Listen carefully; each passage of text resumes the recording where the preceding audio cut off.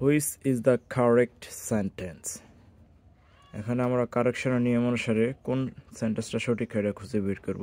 আমরা জানি কিছু কিছু সেন্টেন্স রয়েছে যেগুলো স্বভাবতই সুপারলেটিভ ডিগ্রিতে হয়, যেমন perfect, excellent, preferable, extreme, supreme, junior, senior.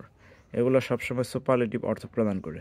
অতএব এগুলোর পূর্বে যদি আমরা সুপারলেটিভ ফর মোস্ট এগুলো ব্যবহার করি তাহলে এটা হবে বাহুল্য, রিডান্ডেন্সি বলা হয় যেটা।